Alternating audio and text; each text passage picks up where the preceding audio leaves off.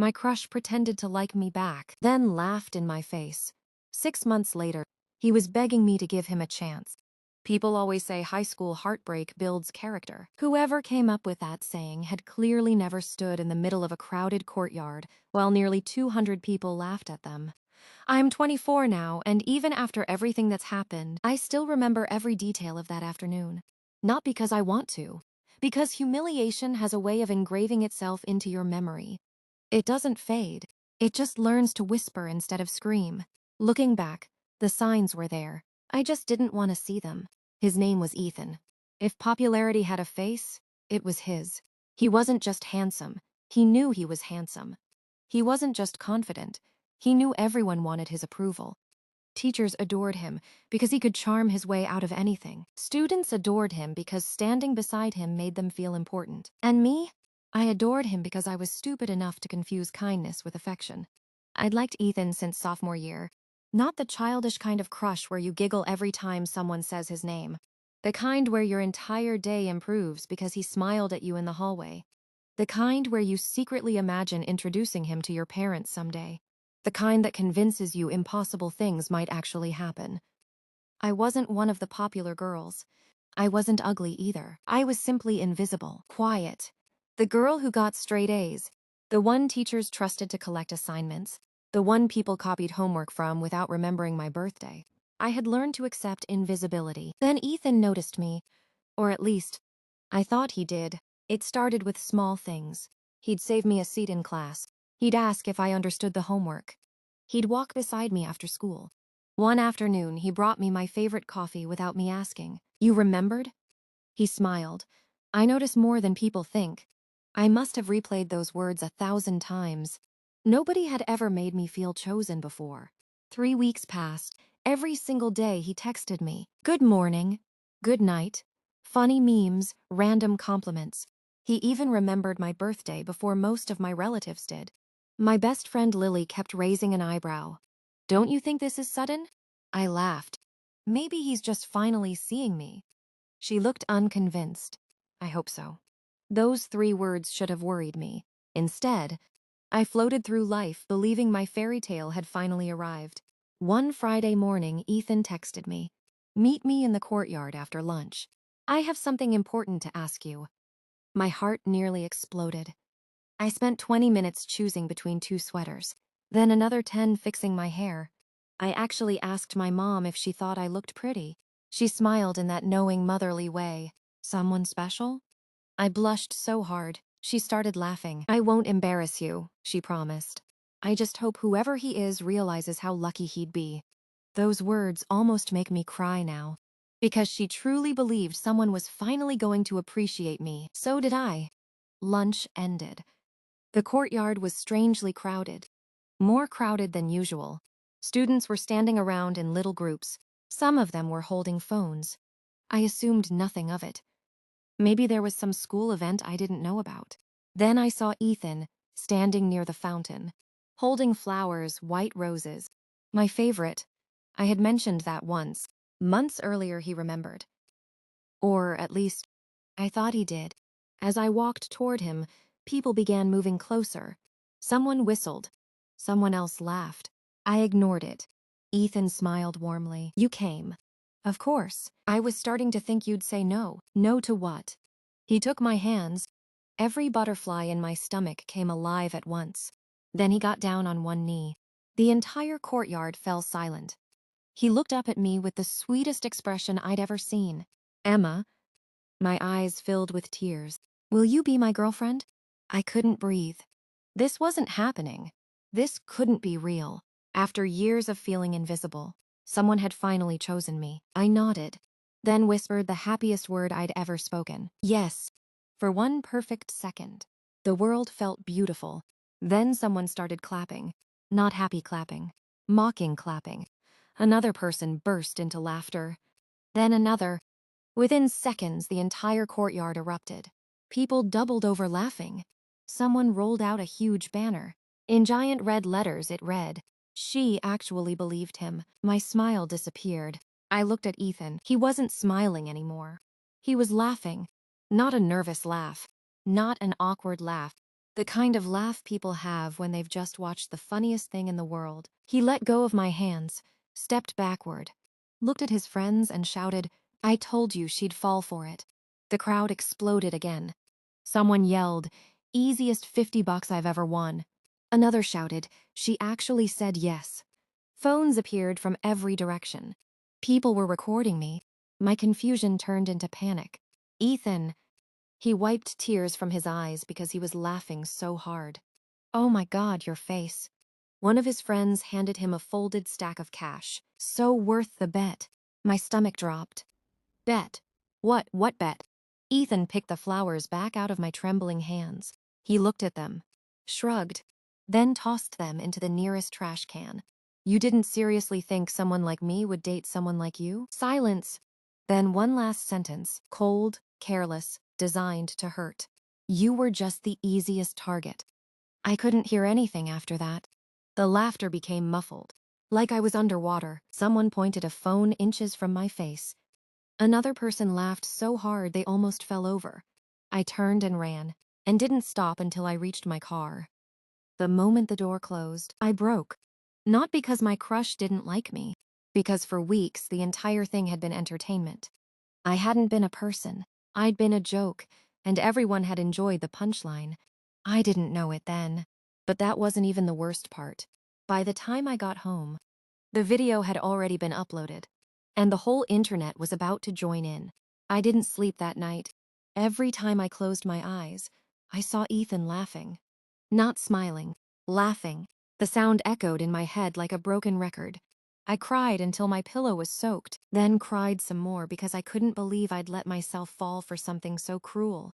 The next morning, I made the biggest mistake of my life. I opened my phone. There were over 300 notifications, messages, mentions, friend requests from strangers, missed calls. I opened one video. It was the moment Ethan dropped to one knee. The caption read, "When the weird girl actually thinks the hottest guy in school wants her." Over 2 million views. Thousands of comments. Most of them weren't just mean, they were vicious. She really thought she had a chance? Secondhand embarrassment. I'd moved to another country. He was wrong for doing it, but she's delusional. This is why desperate girls should stay in their lane. I stopped reading after that. I couldn't. Every swipe felt like another knife. Then my phone rang. It was Lily, the only person I wanted to hear from. I answered without speaking. "I'll be there in 10 minutes, she said immediately. "You don't have to say anything." She showed up carrying my favorite chocolate cake and a blanket. The moment she saw my face, she hugged me so tightly I could barely breathe. "I'm so sorry." That was all she said. She didn't ask why I liked Ethan. She didn't tell me to be stronger. She didn't say everything happens for a reason. She simply sat beside me while I cried, until there were no tears left. For a few hours, I almost believed things would be okay. Then my cousin Ashley called. Ashley wasn't just family. She was the closest thing I'd ever had to an older sister. We'd grown up together, spent Christmases together, shared secrets. She was supposed to protect me. Instead, she laughed. I saw the video. I stayed silent. "You have to admit it was kind of funny." I thought I'd heard her wrong. "What?" "Oh, don't be dramatic." Dramatic? It was just a prank. A prank. That word, people use it like it's a magical excuse, as though calling something a prank somehow erases humiliation. I whispered, "Do you have any idea what they did to me?" She sighed loudly. "Honestly, Emma, you're making this a bigger deal than it is." Then she said something I'll never forget. "I actually knew about it." My heart stopped. "What?" "Ethan told me a few weeks ago. You knew." "Well, yeah. And you didn't tell me?" "It wasn't my place." I stared at the phone in complete disbelief. She continued talking as though she'd done nothing wrong. "I mean, everyone thought you'd figure it out. Everyone." "Everyone? What do you mean, everyone?" She hesitated, then answered. "Most of his friends knew." My stomach twisted. Some girls knew too. Each sentence hurt more than the last. Then came the final blow. I helped him pick the flowers. The room went silent. "You what?" They wanted them to look convincing. I couldn't breathe. "You helped him? I didn't think you'd get this attached." Attached? I laughed. Not because anything was funny, Because my heart had finally reached the point where it couldn't process any more pain. You watched me tell you how happy I was. Silence. You let me believe he actually liked me. More silence. Then Ashley said something that ended 15 years of family. I wanted Ethan's friends to like me. There it was. The truth. My dignity had been worth less than her popularity. 15 years of birthdays, sleepovers, family vacations, late-night conversations, all traded away because she wanted to impress strangers. I quietly hung up. She called back 6 times. I ignored every call. An hour later, she sent one message. Don't be so sensitive. I blocked her. Forever. By Monday morning, I knew I couldn't avoid school any longer. Mom insisted that hiding would only make things worse. She drove me there herself. Before I got out of the car, she held my hand. They don't get to decide your worth. I nodded, pretending I believed her. The second I walked through the front gate, people noticed. Conversations stopped. Then whispers began. Some students laughed openly. Others looked away because they felt awkward. Neither reaction hurt as much as the people filming me again. One boy shouted across the hallway, "Hey, where's your boyfriend?" Laughter erupted. Another yelled, "Careful, she falls in love with everyone." Teachers heard. None of them intervened. It was easier to pretend they hadn't. During chemistry class, Ethan walked in late. He glanced at me, smirked, then sat down like nothing had happened. No apology, no guilt, nothing. At lunch, I couldn't eat. As I carried my untouched tray toward the trash, someone deliberately stuck out their foot. I fell. My lunch scattered across the cafeteria floor. The room exploded with laughter. I looked up. Ethan was watching. He wasn't the one who tripped me. He didn't need to. He simply smiled, the same smile from the courtyard. Satisfied. Like watching me suffer was the reward he'd been waiting for. I picked myself up without saying a word. When the weird girl actually thinks the hottest guy in school wants her. Over 2 million views, thousands of comments. Most of them weren't just mean. They were vicious. She really thought she had a chance? Secondhand embarrassment. I'd moved to another country. He was wrong for doing it, but she's delusional. This is why desperate girls should stay in their lane. I stopped reading after that. I couldn't. Every swipe felt like another knife. Then my phone rang. It was Lily, the only person I wanted to hear from. I answered without speaking. "I'll be there in 10 minutes, she said immediately. "You don't have to say anything." She showed up carrying my favorite chocolate cake and a blanket. The moment she saw my face, she hugged me so tightly I could barely breathe. "I am so sorry." That was all she said. She didn't ask why I liked Ethan. She didn't tell me to be stronger. She didn't say everything happens for a reason. She simply sat beside me while I cried until there were no tears left. For a few hours, I almost believed things would be okay. Then my cousin Ashley called. Ashley wasn't just family. She was the closest thing I'd ever had to an older sister. We'd grown up together, spent Christmases together, shared secrets. She was supposed to protect me. Instead, she laughed. I saw the video. I stayed silent. You have to admit it was kind of funny. I thought I'd heard her wrong. What? Oh, don't be dramatic. Dramatic? It was just a prank. A prank. That word, people use it like it's a magical excuse, as though calling something a prank somehow erases humiliation. I whispered, "Do you have any idea what they did to me?" She sighed loudly. "Honestly, Emma, you're making this a bigger deal than it is." Then she said something I'll never forget. "I actually knew about it." My heart stopped. "What?" "Ethan told me a few weeks ago." "You knew?" "Well, yeah. And you didn't tell me?" "It wasn't my place." I stared at the phone in complete disbelief. She continued talking as though she'd done nothing wrong. "I mean, everyone thought you'd figure it out." "Everyone? Everyone? What do you mean, everyone?" She hesitated, then answered. "Most of his friends knew." My stomach twisted. Some girls knew too. Each sentence hurt more than the last. Then came the final blow. I helped him pick the flowers. The room went silent. "You what?" They wanted them to look convincing. I couldn't breathe. "You helped him. I didn't think you'd get this attached." Attached? I laughed. Not because anything was funny. Because my heart had finally reached the point where it couldn't process any more pain. You watched me tell you how happy I was. Silence. You let me believe he actually liked me. More silence. Then Ashley said something that ended 15 years of family. I wanted Ethan's friends to like me. There it was. The truth. My dignity had been worth less than her popularity. 15 years of birthdays, sleepovers, family vacations, late-night conversations, all traded away because she wanted to impress strangers. I quietly hung up. She called back 6 times. I ignored every call. An hour later, she sent one message. Don't be so sensitive. I blocked her. Forever. By Monday morning, I knew I couldn't avoid school any longer. Mom insisted that hiding would only make things worse. She drove me there herself. Before I got out of the car, she held my hand. They don't get to decide your worth. I nodded, pretending I believed her. The second I walked through the front gate, people noticed. Conversations stopped. Then whispers began. Some students laughed openly. Others looked away because they felt awkward. Neither reaction hurt as much as the people filming me again. One boy shouted across the hallway, "Hey, where's your boyfriend?" Laughter erupted. Another yelled, "Careful! She falls in love with everyone." Teachers heard, none of them intervened. It was easier to pretend they hadn't. During chemistry class, Ethan walked in late. He glanced at me, smirked, then sat down like nothing had happened. No apology, no guilt, nothing. At lunch, I couldn't eat. As I carried my untouched tray toward the trash, someone deliberately stuck out their foot. I fell. My lunch scattered across the cafeteria floor.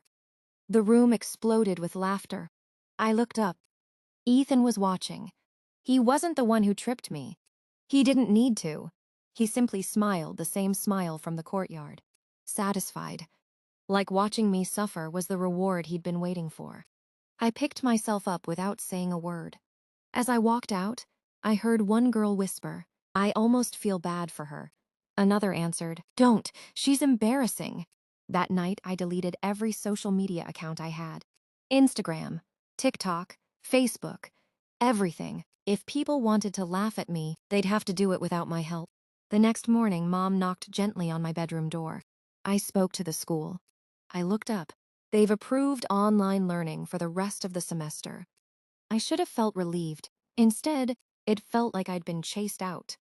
Like Ethan hadn't just humiliated me, he'd stolen my life. As I packed my school books into boxes, one thought kept repeating itself. He took away my confidence. Ashley took away my trust. Everyone else took away my voice. They all expected me to disappear, so I did. But none of them, not Ethan, not Ashley, not the hundreds of people laughing online, had any idea that the quiet girl they thought they'd broken was about to spend the next 6 months rebuilding herself into someone none of them would ever recognize. For the first 2 weeks, I barely left my bedroom. The curtains stayed closed. My phone stayed off. The mirror in the corner of my room was covered with a blanket because I couldn't bear to look at myself. I wasn't ashamed of my face.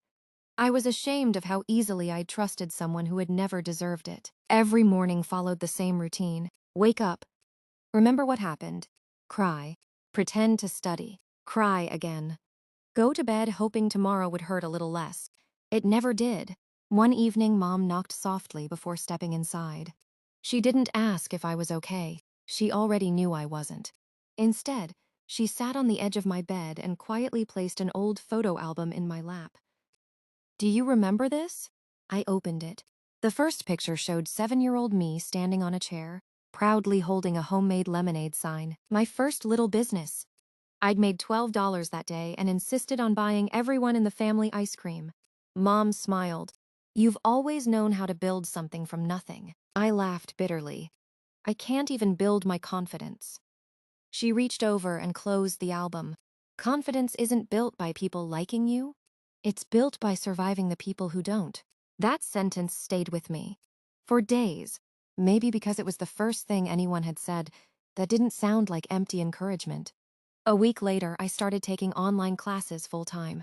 With no hallway gossip, no whispers, no one staring. For the first time in months, I could actually think.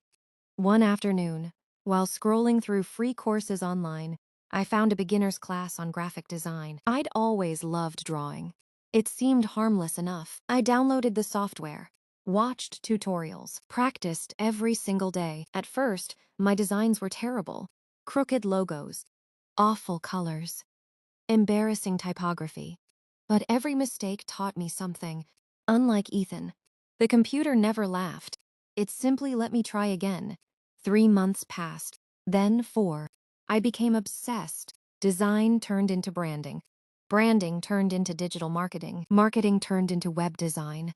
Soon I was spending 12 hours a day learning skills I'd never imagined using. Not because I was trying to become rich, because I needed something that belonged only to me. Something nobody could humiliate. One afternoon, I uploaded a logo I'd created to an online freelance website. I didn't expect anyone to notice.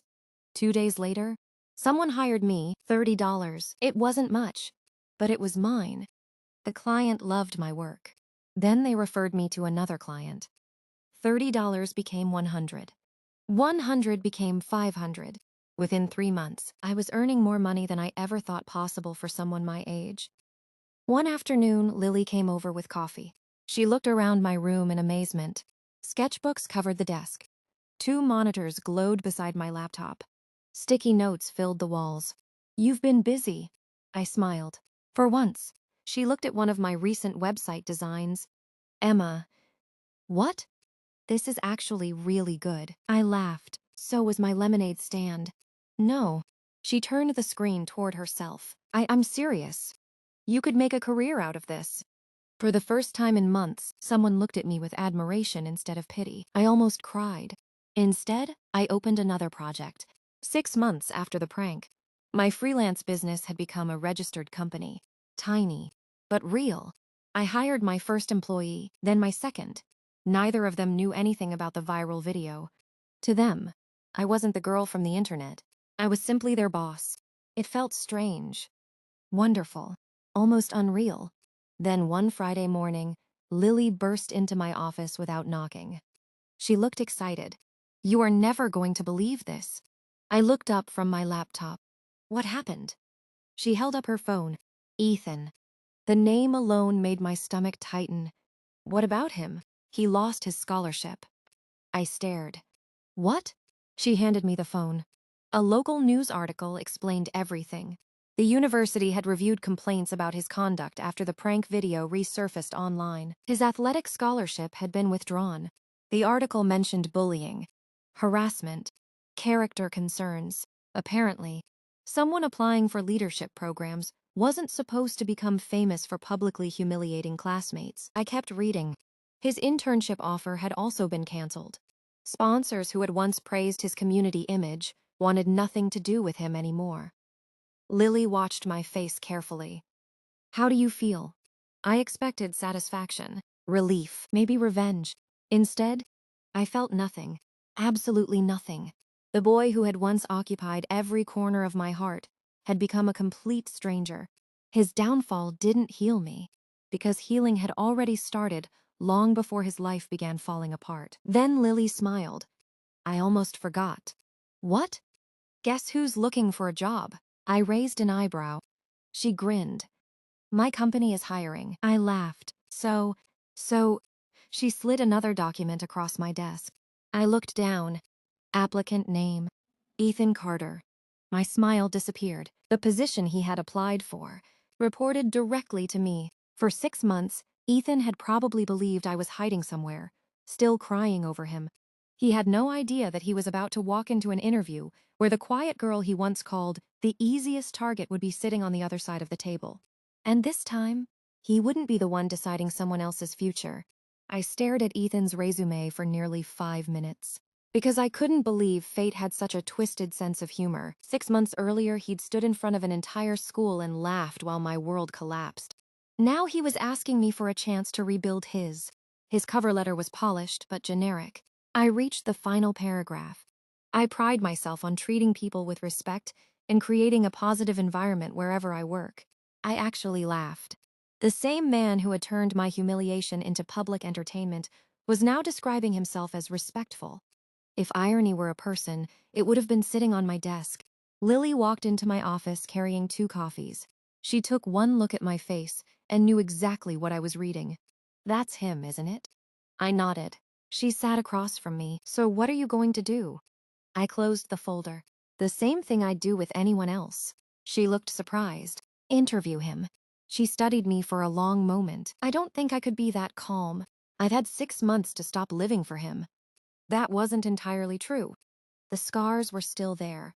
But somewhere between the late-night client meetings, endless design revisions, and growing a business from my bedroom, Ethan had stopped being the center of my story. He had become a chapter, not the ending. The interview was scheduled for Tuesday morning at 10. My friends. He looked down. They pushed me. That sentence irritated me more than everything else he'd said. Not because it was cruel, because it was cowardly. He still couldn't take responsibility. He needed invisible people to carry the blame. The prank wasn't supposed to become that big. I folded my hands on the desk. So your only regret is that people found out? His mouth opened, then closed again. I didn't mean, I know exactly what you meant. He looked genuinely uncomfortable. I've thought about apologizing for months. Have you? He nodded quickly. I just didn't know how. I leaned back in my chair. You knew where I lived. Silence. You knew my phone number. More silence. You had 6 months. His shoulders slumped. There was nothing left for him to say. Then he surprised me. I deserved everything that happened. I raised an eyebrow. My scholarship, my internship, my reputation. I know I did. It was the first honest sentence he'd spoken all morning. He looked exhausted, like someone who hadn't slept properly in weeks. I've replayed that day over and over. His voice cracked. I don't even recognize the person I was. I believed him. He reached into his folder. I actually brought something. He handed me an envelope. Inside was a handwritten letter. 6 pages long, an apology. He took a deep breath.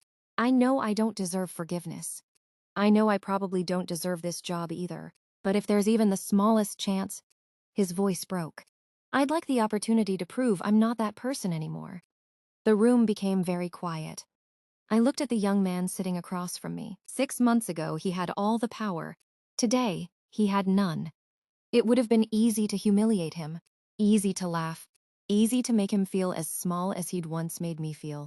For one brief moment, the temptation was there. Then I remembered something my mother had told me months earlier. Don't let the people who hurt you decide the kind of person you become. I closed his resume. Your interview is over. His face fell. Ethan, you didn't lose this opportunity because I hate you. He turned around. You lost it because the person you chose to be 6 months ago is someone I can't ask my employees to trust. He lowered his head. Then he walked out of my office. Then my receptionist buzzed my office. Emma, yes. There's someone here asking for you. I don't have any appointments. I know. She hesitated. But she says she's family. A knot formed in my stomach. Who is it? Ashley. I closed my eyes. 6 months. I blinked. He said no? Ashley nodded. At first. He refused. Yes. Then why did he do it? Ashley looked ashamed. Because I wouldn't let it go. She explained everything. She teased him for being scared. She told him it would make him legendary at school. She convinced his friends to pressure him. She organized the crowd. She bought the banner.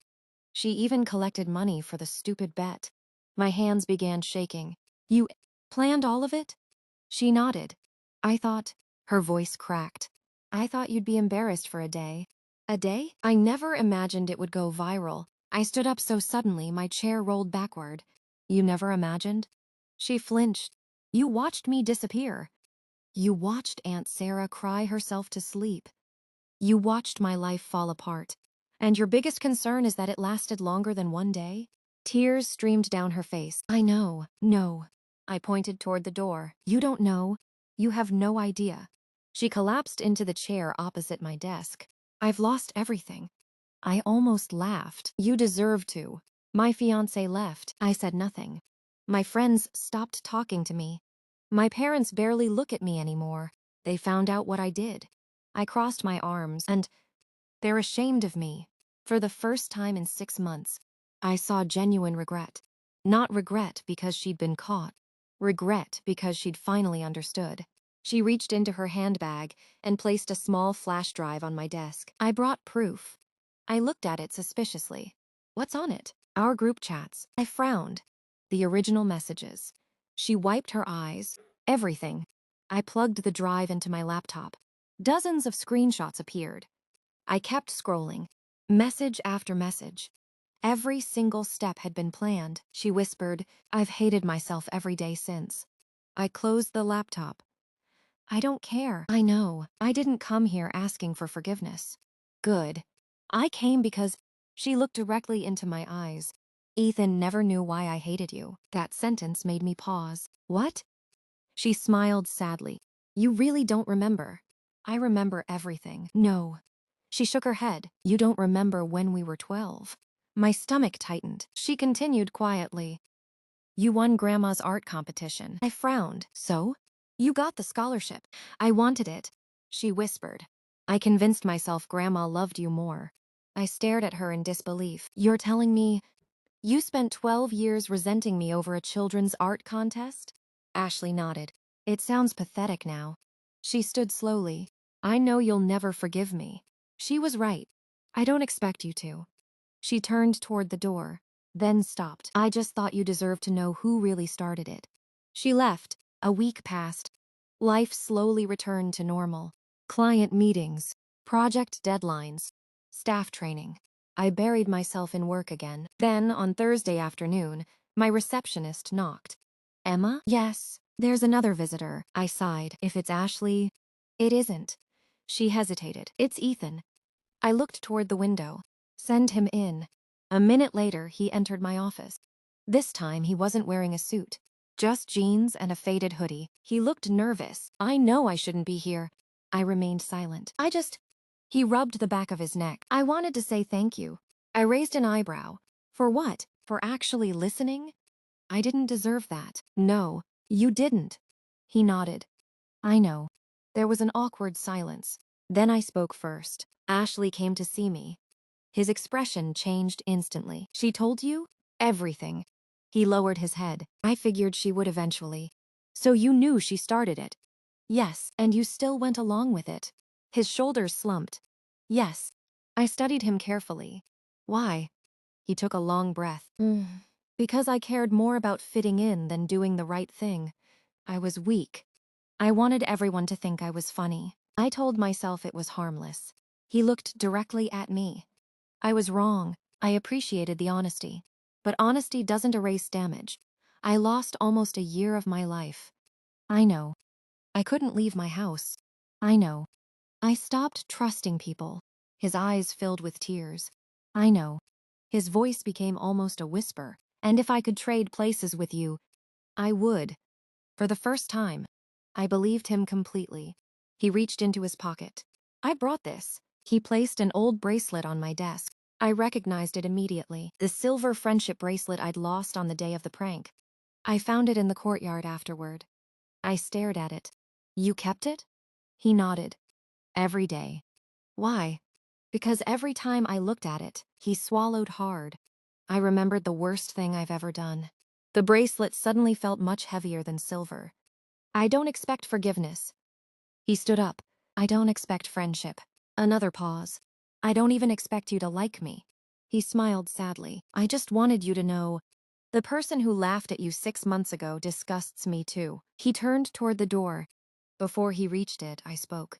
Ethan. He stopped. Without turning around. I believe you're sorry. His shoulders shook. But believing you're sorry isn't the same as wanting you back in my life. He nodded slowly. I understand. And I hope one day. I looked at the bracelet in my hand. You become the kind of man who would have stood beside the girl everyone else was laughing at. He closed his eyes. So do I. Then he walked away. This time, neither of us looked back. 3 months later, our company celebrated its first anniversary. 23 employees had become 40. Our tiny office had moved into an entire floor of a new building. As I stood on the stage thanking everyone for believing in my dream, I noticed someone quietly slipping out of the back of the room. It was Ethan. For a brief moment, our eyes met. He smiled, a quiet smile of someone genuinely happy for another person's success. I nodded once. Nothing more.